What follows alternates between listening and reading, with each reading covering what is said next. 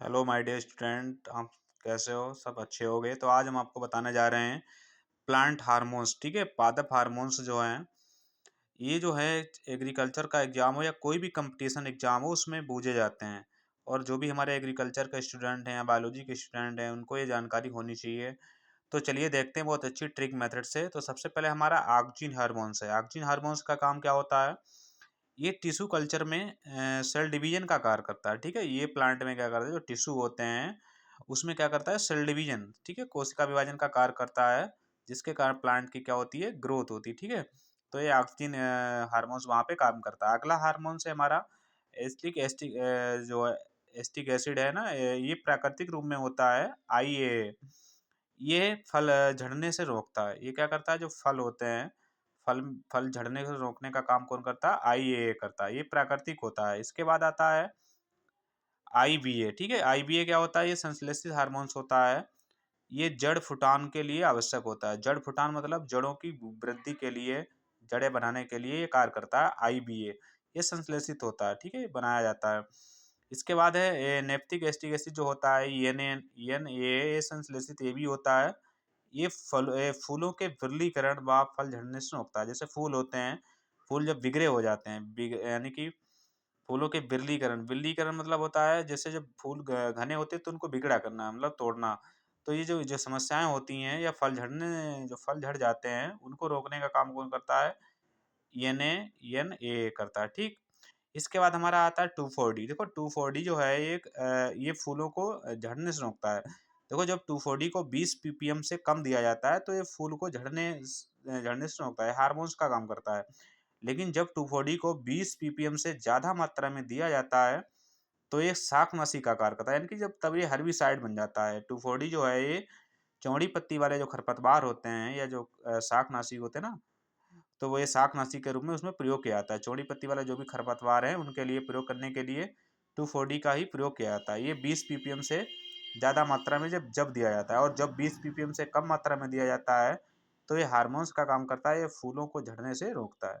ठीक है, तो ये 2,4-D के बारे में समझ में आ गया। इसके बाद है हमारा साइटोकाइनिन। साइटोकाइनिन क्या होता है? हार्मोन्स, ये सेल डिवीजन को बढ़ाता है। जैसे प्लांट में जो है कोशिका विभाजन है, इसको बढ़ाने का कार्य कौन करता है? साइटोकाइनिन हार्मोन्स करता है। ठीक है, इसके बाद हमारा जिबरेलिन्स हार्मोन्स है। ये सेल साइज में वृद्धि करता है, यानी कि जो कोशिका का आकार होता है उसके आकार में वृद्धि करने का काम कौन करता है? जिबरेलिन हार्मोन्स करता है। ठीक है, जिबरेलिन्स हार्मोन्स का कार्य होता है सेल साइज में वृद्धि करना, यानी कोशिका के आकार में वृद्धि करने का काम कौन करता है? जिबरेलिन हार्मोन्स करता है। इसके बाद हमारा एस्कॉर्बिक अम्ल होता है। ये पौधों को विपरीत जलवायु की स्थिति में बचाता है। जैसे कुछ पौधे जो होते हैं उनको विपरीत जलवायु, यानी कि उनके खिलाफ जो भी जैसे जलवायु बदलती रहती है ना, तो उसको बचाने का काम कौन करता है? एप्सिक अम्ल करता है। ठीक है, एप्सिक अम्ल का कार्य होता है ये पौधों को विपरीत जलवायु की स्थिति से बचाता है। तो वो कौन सा हमारा हार्मोन है? एप्सिक अम्ल है। इसके बाद हमारा आता है ठीक है, इथिलीन, यानी कि इथिलीन जो हार्मोन्स होता है, ये फलों को पकाने में गैस के रूप में कार्य करता है। यानी कि जो फल पकाए जाते हैं, कच्चे जो फल होते हैं उनको पकाने का कार्य जो हार्मोन्स करता है उसका नाम हमारा है इथिलीन हार्मोन्स है। ठीक है, इथिलीन हार्मोन्स का प्रयोग होता है फलों को पकाने के लिए। इसके बाद हमारा आता है साइकोसेल। साइकोसेल को ट्रिपल सी के नाम से भी जानते हैं। साइकोसेल जो हार्मोन्स है उसको ट्रिपल सी के नाम से भी जाना जाता है। ये गेहूं में जो बोनापन होता है, गेहूं के लिए कार्य करता है, यानी कि गेहूं में बोनापन लाने के लिए ये कार्य करता है कौन? साइकोसेल।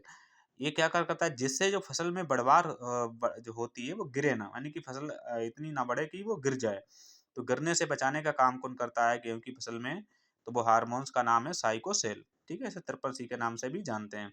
इसके बाद हमारा आता है malic hydrazide. Malic hydrazide hormones क्या होता है? इसे MH शॉर्टकट नाम से भी जाना जाता है। ये वृद्धि अवरोधक हार है जो प्याज भंडारण में कार्य करता है, यानी वृद्धि के खिलाफ होता है, यानी कि ये वृद्धि नहीं करने देता है, वृद्धि को रोकने का काम करता है मेलिक हाइड्राजाइड हार्मोन्स। ठीक है, जैसे जो प्याज होता है उसको जो भंडारण में प्रयोग किया जाता है तो प्याज क्या होने लगता है? जमने लगता है। तो जमने से प्याज क्या हो जाएगा? फिर खराब हो जाता है ना, तो इसको रोकने का काम जो करता है, वृद्धि को रोकने का कार्य कौन करता है? मेलिक हाइड्राजाइड हार्मोन्स करता है, इसको MH बोलते हैं।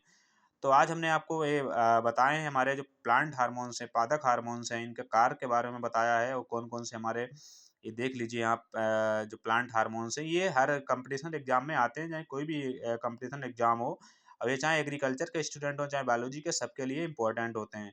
तो इनके कार्य, इनके कार्य और ये हार्मोन्स, इन सबको मैंने अच्छे तरीके से आपको बता दिया। जब आप तो इस तरीके से अच्छे तरीके से आप इसको पढ़ लीजिए।